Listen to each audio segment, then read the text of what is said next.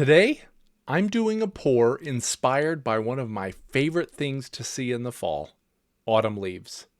I've tried a few fall-themed pours in the past, and honestly, the results have been a bit mixed. Sometimes I'd get these gorgeous bursts of orange and red, and other times, all the colors would blend together into a muddy brown mess. So today I'm trying again, but with a new approach and a little outside inspiration. That inspiration came from a picture my uncle sent me on Instagram. It was this beautiful photo of fall trees along a fence pathway, lit up in the late afternoon sunlight with bright oranges, yellows, reds, and little pops of green. The moment I saw it, I thought, that's what I want on a canvas.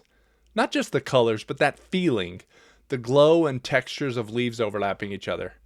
And of course, being me, I wanted to figure out a logical way to make that happen. I wanted lots of vibrant cells that look like patterns I see driving in the canyons of northern Utah during the fall. So this time, I'm trying a few things I picked up from G Pour's YouTube channel. I've seen G get these really clean, crisp cells using Floetrol as the pouring medium and various acrylic paints with a similarly mixed Amsterdam paint to help tons of lacing and cells to show through. I thought, why not give that combo a shot? I mixed each color, red, orange, yellow, green, and a dark, deep brown, using about 3 parts Floetrol to 1 part paint, plus enough water to get that smooth, medium, thin consistency you need for a funnel pour. I've really enjoyed my last few funnel pours. I'm hoping this time it works to create a flowy pattern that looks like swirling leaves. I started by putting down a generous helping of deep brown base.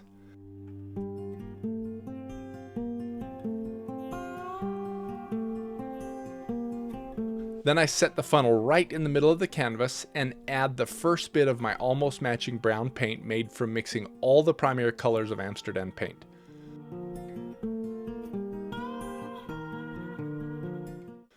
Then I layer the paints one by one, red, yellow, green, and orange. This is where I didn't think far enough ahead. All the colors are in big sections in the funnel, and that's how they'll come out. I don't know why I was expecting more mixing, but you'll see in the end that my expectations and reality didn't really line up, which is pretty much how most of my paintings go. How often do you get the results you were intending? Let me know in the comments. With a funnel pour, you can control how fast or slow the paint releases by lifting the funnel off the painting surface a little for a small trickle or a lot for a more pronounced deluge of paint. With this particular technique, you want the colored paint to flow under the cell creating paint, Amsterdam in this case, and then bubble back up through it. As soon as the paint started spreading, I could see those rich fall tones coming through. Bright oranges next to glowing yellows. I was excited by all the amazing lacing I was seeing. The colors stayed really clean this time. That's one thing I noticed right away. The bright paints and Floetrol combo gave me some beautiful crisp edges and tons of lacing, which is exactly what I wanted. But because I didn't swirl or alternate more of the colors on top of each other in the funnel before pouring, I ended up with larger sections of single colors instead of them being evenly interspersed. Still, it kind of worked for this theme. It feels like clumps of leaves rather than a uniform background, and even though it wasn't what I was expecting, it was still a pretty amazing result.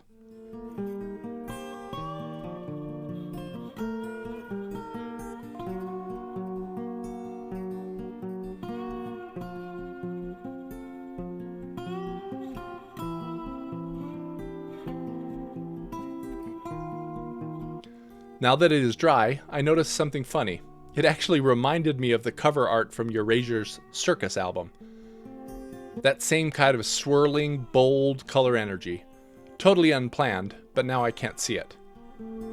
I'm thrilled the colors didn't muddy together this time. So here's what I learned from this autumn pour experiment. G knows what he's talking about. Floetrol and student level paints are a fantastic combo if you want crisp colors, and adding an Amsterdam mix help create clean cells and lacing. A funnel pour can really mimic the organic motion of falling leaves, and maybe most important, sometimes imperfection tells the story better than perfection. Learn more about the funnel and cloud pours here.